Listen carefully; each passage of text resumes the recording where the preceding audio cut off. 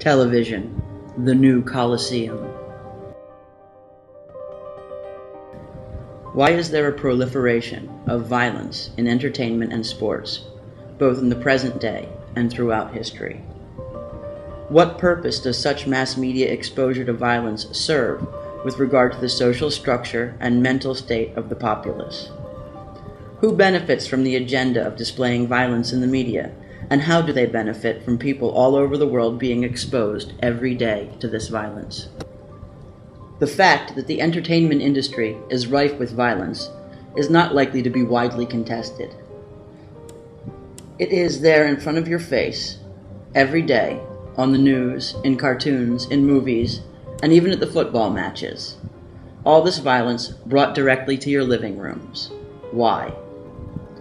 In order to understand why we are being exposed to so much violence at a young age, we must first answer two questions. How does violence affect the human mind and psyche? And who benefits as a result of this effect? Violence as entertainment has been used for millennia, the specific aim of which is to control the masses. Use of violence and the fear it generates, in combination with the Hegelian dialectic, which David Icke so aptly calls problem-reaction-solution, is one of the key techniques for mass manipulation of human behavior. The Roman emperors were well aware of these techniques, which is why they built the circuses for the games and the chariot races in every major city of the empire. It is their direct bloodline descendants today who still control much of the world, who use TV and the entertainment industry as a means to solidify their power base in much the same way their forefathers did. TV far outstrips its predecessor, the Colosseum, in effectiveness. This is because it can deliver horror and violence directly into the homes of a captivated populace. Sports, such as football, generates riots just as the chariot races did during the Roman Empire. The riots between the blue and green supporters culminated in the Nika Revolt, during which half of Constantinople was burnt down and tens of thousands of people lost their lives.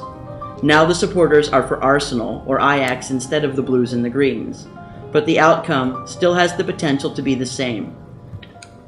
Ironically, just after I began writing this, a football riot occurred in Northern Ireland. As you can see, the agenda to create problems and generate artificial factions is running according to plan. One of the main reasons for intentionally creating fear and stress in an individual is that in this state a person becomes more amenable to suggestion. When people feel threatened, they naturally seek protection.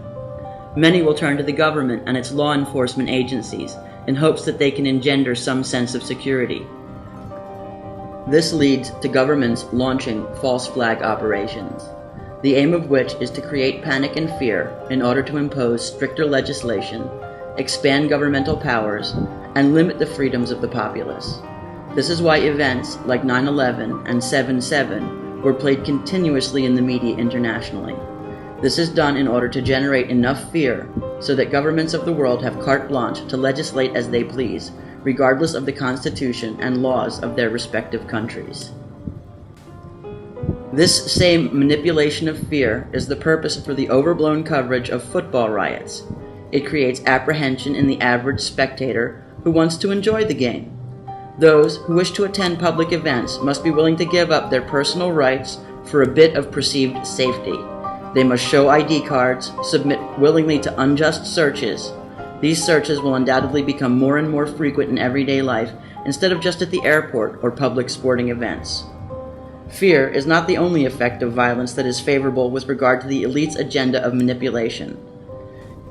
In order to have trained military personnel devoid of empathy, it is preferable to desensitize and condition them to violence as young as possible. The media is the perfect vehicle for this sort of conditioning. For this reason, video games, cartoons, and comics aimed at children are incredibly violent. The media aimed at adults is even worse, and as everyone knows, mark a movie or video game rated for adult content, and it will be the first one kids will sneak into or get a copy of online. I am not implying that we should censor the media. Hell, they already censor most of the useful information out themselves. What we must understand is how the media is being used. It is scientifically acknowledged that violence and fear affects humans on a cellular level. Those who are feeding the world's populace daily doses of violence and terror know this. The media is utilized for this aforementioned agenda of distraction, desensitization, and fear. Do not fall victim to the mass Stockholm syndrome they are trying to induce. Do not let the media form your opinions for you. Do not be frightened into trading your freedom for the erroneous perception of safety.